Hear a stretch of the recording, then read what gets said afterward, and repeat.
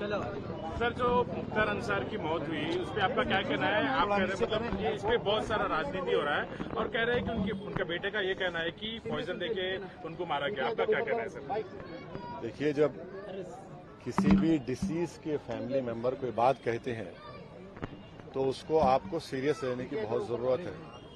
और अगर आप देखेंगे सुप्रीम कोर्ट में भी वो लोग गए थे जिसमें उन्होंने इस एप्रीहेंशन का इजहार किया था उस फैमिली ने कि उनको प्रिजन में ही मार दिया जाएगा, कि कोई अंदर आएगा।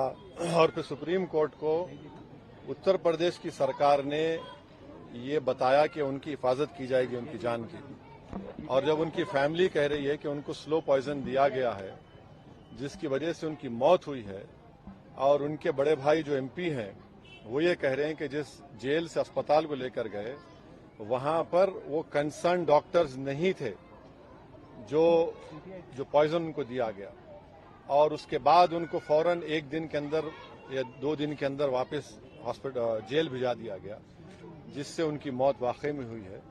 तो मैं ये चाहूंगा कि इसकी एक सही तरीके से इंडिपेंडेंट इंक्वायरी हो और जो फैमिली कह रही है उसको सीरियस लेने की जरूरत है।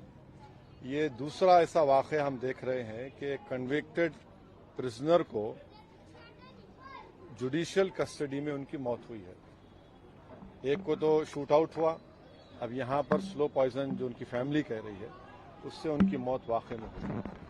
सर, तो मतलब इस पे जो पॉलिटिक्स हो रहा है, राजनीति हो रहा है, इस पे आपका क्या कहना है? क्योंकि देखिए पॉलिटिक्स का सवाल नहीं है। क्या पॉलिटिक्स हो रही है? सुनिए, एक आदमी तो मर गया जो जुडिशियल कस्टडी में है, ठीक है, कोर्ट ने उनके ऊपर सेंटेंस दिया, मगर आपकी कस्टडी में है, जुडिशियल कस्टडी में है, और ये तो दूसरा वाकया है। इसमें पॉलिटिक्स क्या है? जब जुडिशियल कस्टडी में किसी की मौत हो रही है और उनकी फैमिली उस एप्रीहेंशन का इजहार कर चुकी है, सुप्रीम कोर्ट वो लोग केस डाले हैं, तो इसमें पॉलिटिक्स क्या है भाई? कि एक आदमी की तो मौत हो गई ना, इसमें पॉलिटिक्स करना क्या है? वो तो अपनी जान दे दिए, वो जान चलेगी उनकी, तो पॉलिटिक्स क्या हो रही? अब जाने की जिम्मेदारी किस पर है? इसमें पॉलिटिक्स क्या करना है? इसमें तो सच्चाई को जानना है, जस्टिस करना चाहिए। Worst rule is prevailing. Sir, worst rule is prevailing, and at the same worst rule is prevailing. क्या worst rule is prevailing in Uttar Pradesh, and at the same time, inquiry should be conducted. Is what opposition leaders are demanding. What would you like to state? Well, I have been always been saying that in the biggest state of our country, the state is being run by rule by gun, not by rule of law. And this is the second instance wherein a person has died in judicial custody. The whole world had seen that earlier 2 convicted prisoners, one happened to be an ex-MP, was shot dead.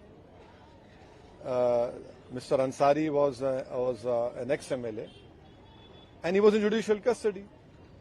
And when this family has filed a case in Supreme Court, stating to the Honorable Supreme Court that there is an apprehension by the family that he will be killed inside the prison.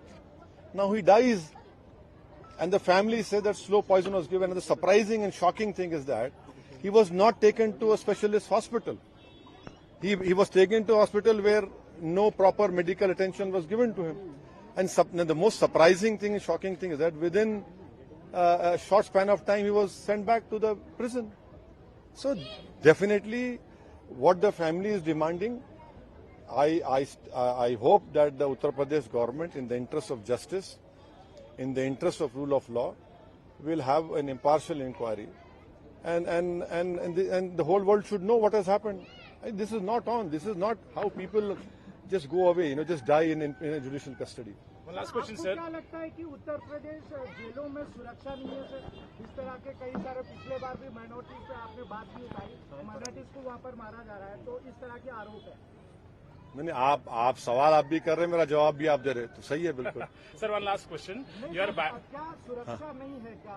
नहीं, अब देखिए, अगर कोई हथकड़ी में 2 prisoners हैं और उनको पुलिस के सामने उनको गोली चला दी जाती है, और अगर कोई वहां के मुख्यमंत्री के बारे में कुछ फेसबुक पे अनाप शनाप बक ले, तो 48 घंटे में आप पहुंच जाते उसको। ये क्या हो रहा है? ये कैसे हो रहा है?